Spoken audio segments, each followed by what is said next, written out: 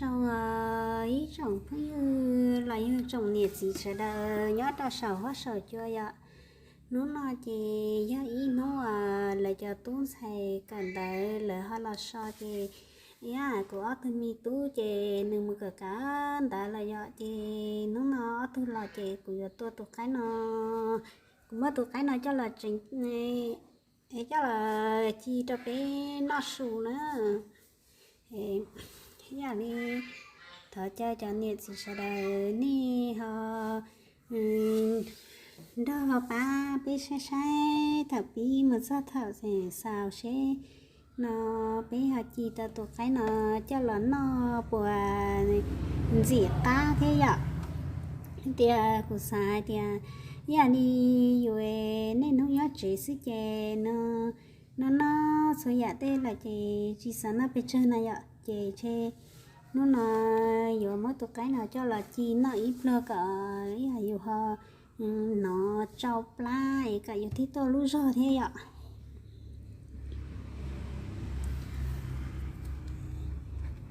thì nên sẽ đời đó sẽ chỉ tận tin là một xe họ và mà cho là xe ly trà bé mà không có chi tao thì chỉ lấy bé mà không muốn là cho sẽ đời sai thế nữa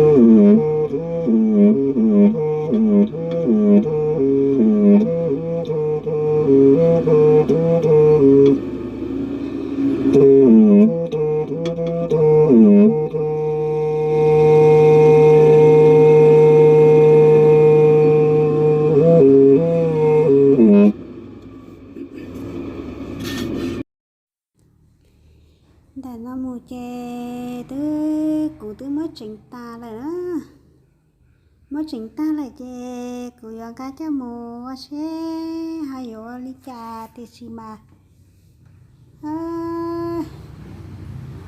chị sẽ rồi chim để sợ mà tao nó thế nữa vì thì tụi lo vậy chè bé chim mua lú khả chúa chi chè bé chi khả chúa bé chi bé trọt tay này ạ trọt tay chi xứ chè thế rồi chi nên thế thì xí mà nên sẽ đâu sẽ nên thế đã bé sai thầu bi một sao thầu sao sẽ bé ha chi lấy tụi cái nào hay ở trong mi trà đó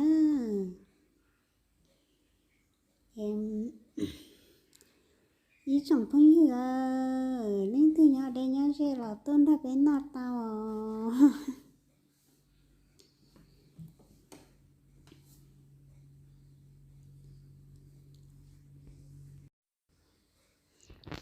chè của tôi tháo giờ mót xóa xóa nhà nó cho là trâu rồi ạ nhà mót nha tiểu cụ chè cụ có chỉ thống thì chè của chị phó hai chả nói vậy muốn trẻ muốn mì chế mất xứ lọ xuất xóa giả cho lọ cho rồi in cả chữ cá nữa nè bỏ này nó chế à cụ chỉ bảo hạt hay nè ạ tiệt xí mà nên chia sẻ chế ya tu chỉ bảo chế cụ chưa cha đã xí ya cho tu xài à lại sai vấn nó là chế lần chia ra chế lấy như bảo hay tiền nữ trao ya tư ra ya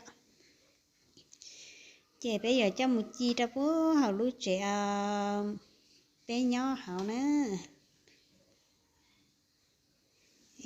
ya của tôi thấy chế gì nó nửa mót bình ta sơ sơ dặn nó là chế nó giống mót cho một chi theo tao nó sù ya vì tiền gì là chế tứ ya cầu im mong này ta chỉ bé chừng giờ chiên cái nó chế bé nó ta thế rồi giờ li là tứ mua thế ya là thấy trong này chỉ sẽ đã ở trên đến đạp bên này cái nên đạp bên cổng mùa sẽ một bình ta đi nó sẽ chỉ trước cá này chỉ ta đi là ít chỉ ở thằng mấy chỉ tao mà nó cá thì tia liêu thì mà nửa trở giữ lại chỉ nửa trở giữ lại sẽ xóa dạ cụ chơi cụ tí chỉ sao mà cụ tí chỉ sao vậy nó chơi ở cụ tụt tháo vậy nó bé nó sẽ cụ chơi cụ chơi tụ một tránh thế tụ đó hoa là trâu giữ lọt tết xôi dạ nó là chơi ở cụ tụt tháo là nó chơi cụ tụt tháo ở phình nó gì mà chi là chơi phình đã chơi ở cụ rồi đó cụ chỉ bảo ya chỉ bảo cho ya tư thế chị cũng cho bảo một chi xin này nhở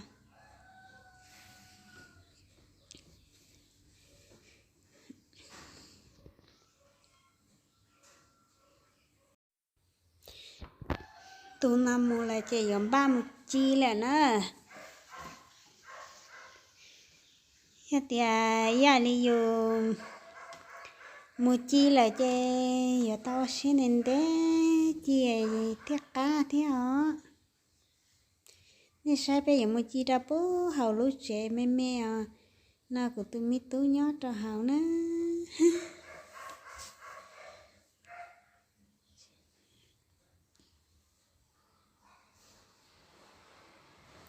sai trong phương dự nên ra bé sai in ra bé cổng bán nhà tê ra bé thế giờ ai lừa ra bé tiếng qua trả cá lò nó cho nên sai nữa hình là chế nữ nhà của tôi tháo nữ sa hoặc xoay dạ thế trâu sư lợn sư sa dạ cho cả cái thì dạ đi giờ hoa thì luôn nó lại chế chứ nữ qua lại chế cứ tin đi ra lấy chỉ thầm mà lại dạ lấy chứ là nhẹ nó cơ đi á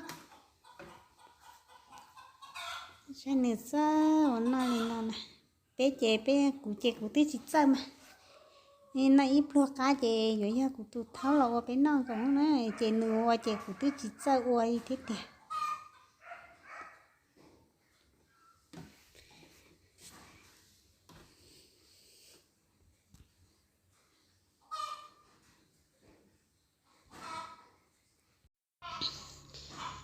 chè gì nó ba xia mất tài trong đời tụt bài ạ thì nó chè mất tài cho tụt bài chè mới cho một chi cho hậu luôn thứ chú xứ nữa thì xí mà thì dùng một chi nó chè đần đáy cho đi theo ta xí nhẹ nhẹ nó chè một chi xứ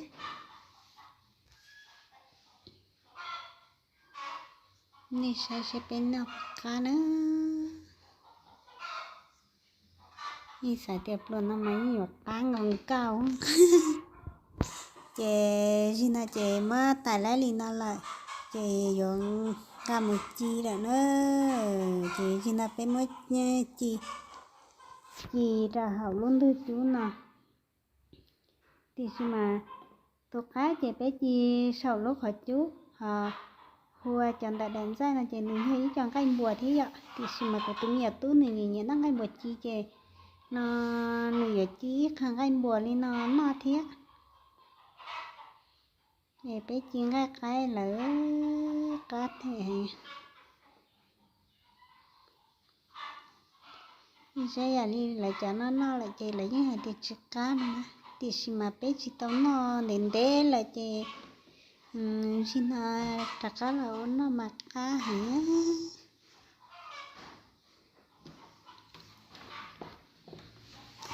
lên nấu cho ya bé mới xí hẳn nó chơi bé mà trò là chi nó rồi nè mà trò là chi mà là thấy tao nên sợ tao sai à chỉ nó chơi bé chỉ học chế sư chơi nó chỉ là gì nó ya thì xí mà nó đa ya nó thì giống như chỉ là chỉ là cái nó đa thì cho nó là nó chỉ là từ mà xí em là cái này đa thì là chơi chú cá chua lửa cho đại ý cái là xào đi nó là xứ mà cho nên sẽ dần gì đã hết nó cá một chả nữa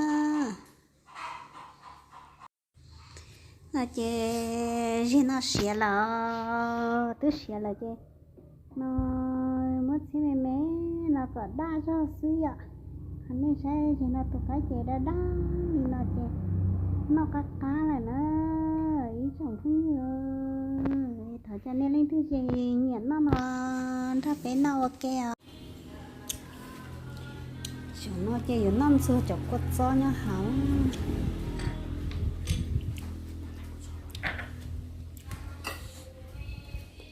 tụi cái nào chơi dùng xưa cho nó gì cá cần cá chọc cốt gió mà cái mặt cá hay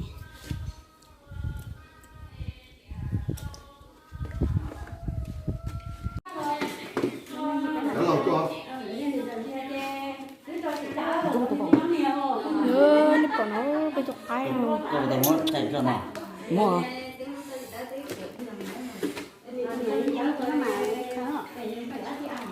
Nhắn là cái do gì thân trẻ rồi. Cô quá. Không à? Cá chỉ cá chắp luôn. Sao nó sao tụi toàn tê tụi nó. Chín man nữa. Cái ú. Nó chấm mùi chua ta cũng xí lắm. Cái cá trăng chỉ cá trăng nhục. Chắc cái bé nó cái bú. Cái con chó nó liếp lung. Đi sao đánh cái này. Muốn đi sao chọn luôn mà. Chọn luôn mà. Cũng như sẽ có đuông cái.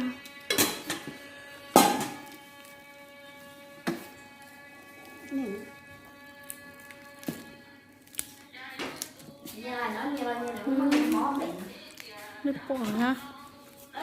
Nước cay mình sẽ cá thì nó né hết em à. Giờ cá sấu. Nè từ nó chỉ phải pe hết là.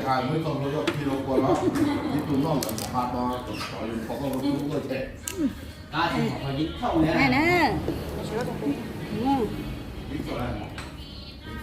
Nước bò ba. Đi sửa nó từ là đâu? Xóa. Lên buồn ơi. Có bên tịt. Nó ngao thỏ ơi, tụi nó ngao thỏ. Đó là cái vùng ngao thỏ mà. Có sao cho cái trò chế nhìn nhận lại cho chế lăng cho.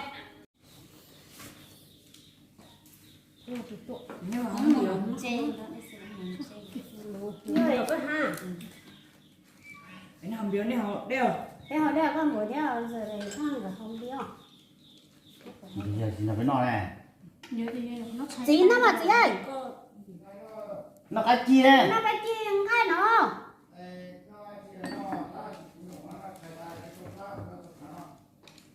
Nó là bé nó đâu mà.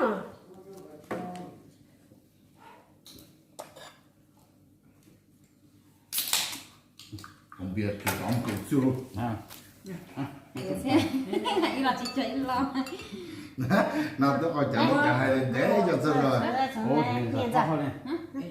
Sao lại sao lại. Không biết. Nó có lại. Nếu không biết thì sao? Ôi chúng tôi không có túi hột đẻ chả không bỏ cái nào đẻ chúng nó. Đẻ cái gì à? Ta chở đen chia. Em mắc cuối tuần này chú mừng này. Chú giặc khen á. cái đây là thế được nút đâu Anh này ăn đi, ngon lắm. Đó là 250g. Nó là nó cái sợi cái gió của chạy đi lỗ đen lỗ mỏng không bông câu. Ngon. cái chứ nó cũng mà tay ơi nó thì nhắn thế này nó này nó Đây là đơn chúng ta kế con. đừng lại cái này nó Chị không á. nó mà thi nó tiếc Chị không quen cái gì. Ngon. rồi nó có lọt về đâu có chuẩn đi sinh chờ có lọt Món đúng rồi, có sốt chay không? lấy giờ Nó có cái nữa. lấy giờ cho này sống nó lại nó Dạ. Để dục đẩy. bữa để sống nó ha có thể ra nữa đó Đừng nói đến đỏ. Những gì cho dễ không? nó mùi hương vậy đâu bộ Mới ăn được không? Có như sốt đó chay. mà Cái gì nó mỏng. Ngon mọt sốt chay. Mỏng rộng nè. mà cho ta nói rồi cho thằng bố nó Màu chứ nó chỉ hậu. Mà mỏng nó có dài tên rồi. hay mở phải không Nó mỏng tiêu mà ha. nó đi sỏi cái nó cái dạy tay nó con đi khác luôn Nó làm ra làm chi cho nó khử. Ngon. nó mà nó sắm ma nó mà thế tao còn nó Nó bẹt lắm là cái ta. Ta phải trong nồi. chắc một vẹt trong em có tụ khỏi chỉ cầm mua Là lúc chỉ cầm nhé. Cái bây giờ trời nhé. Một phải tốt tại nó vẹt trong là một đấy một trời một chi tiết khó cái nó để chụp ảnh đâu đúng không đã sáng thì vô tuổi nó ước để cho trời mua rồi nó bé mà bé nhiều cha cho mình cho mình chỉ nó hơi chúng thầu chỉ lấy nó hả bé một giờ bé đã chữ bỏ rồi dỗ nó nhả sạch bỏ nha chú cái đi coi em theo bọn nhà ăn chưa ô trường bà nữa theo bọn nhà thầy sấy lại chạm oxy lại chạm thôi có nghĩa là chạm có thật tài á mà đâu chạm có lợi là chạm lo tội lôi á Nó tiêu được không? bẻ qua vừa bẻ trong nhìn cũng tông đầu lúc cũng tông đầu trời rồi bẻ vừa bẻ ban này sao trống Có thứ bò là thứ đăng ấy. xuống bỏ Để trống rồi đó. Dùng để đây. mà xuống bỏ đá này xuống bỏ là mua đôi nữa thời nhá cũng là mua đôi nữa Một chân nữa mà cho anh ấy nhở. đấy mua nó không bạc cam mua tổ con đi trả tầm mà cái là tôi chi là hả mà bé chi về to để đá sao hô chè nó nè đá chút bỏ lời hôn lô đá sao còn lời dỗ bé tay chơi lời lấy cho một tay lò hết chứ không Năng là có mùi ha.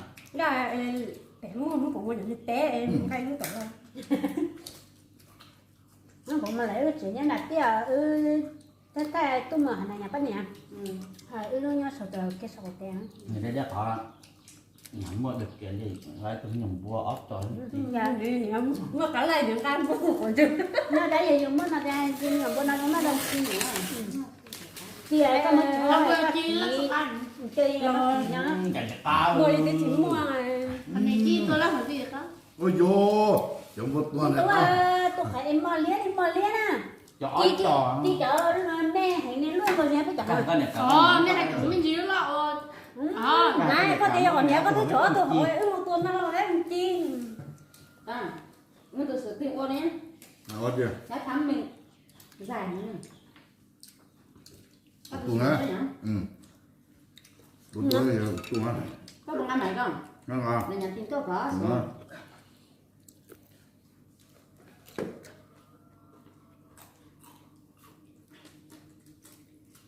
Mà cho ốc vậy. Ăn rất nhiều loại. nó thì hả Đọc Nó bột lò.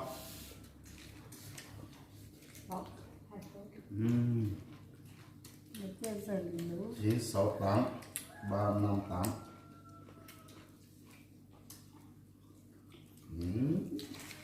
Không làm chanh gì chưa? Nú. Không cái số nó nú có. Cái ha.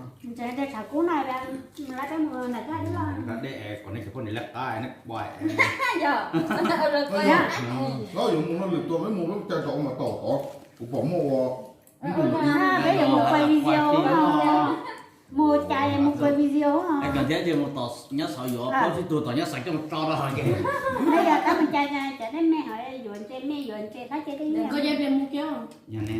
giờ mua tao mai này giờ trước còn mua á Ôi rồi mà đã đây á.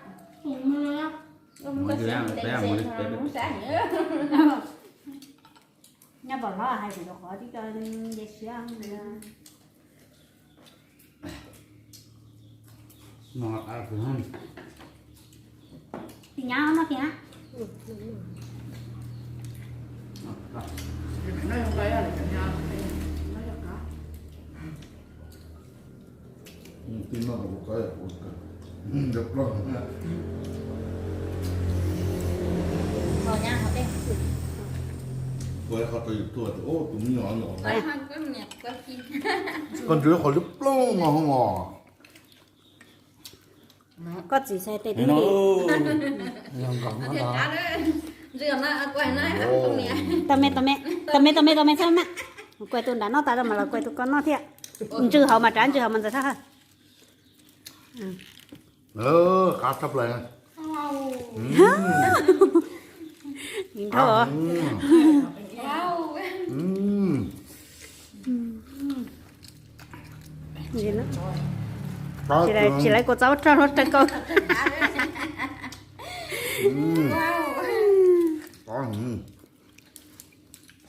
wow chả là năng cái cá đi tiền nữa Năm gai thì có sao liệp lắm mà cá thì kia ấy.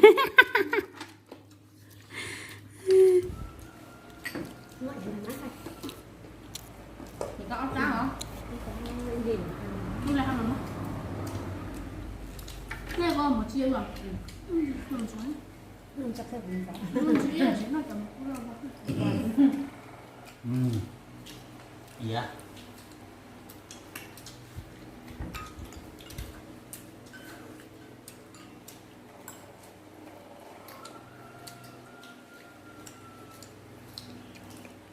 dạ hộp dạ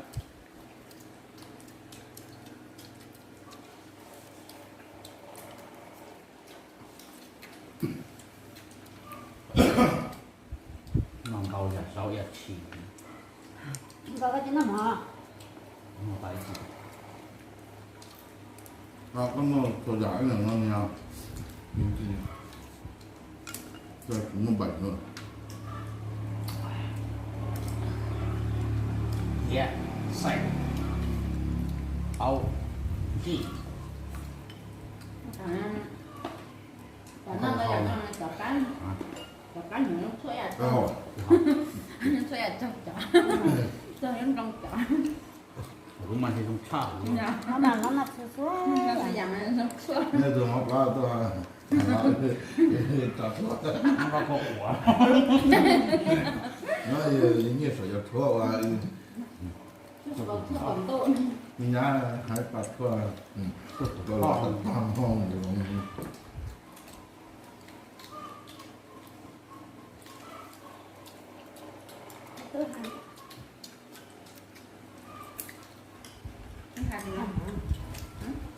trong một giờ một phòng mà sao tao mà sẽ biết rồi này hầu đấy nó mà ta Đấy đấy phần mà là nhá với ứ không mình. Nhá với ứ còn không nào? lúc qua đà nó là lúc quay à Bỏ này họ sẽ đặt quay ná. gặp anh đúng không để họ luôn lên kiểm tra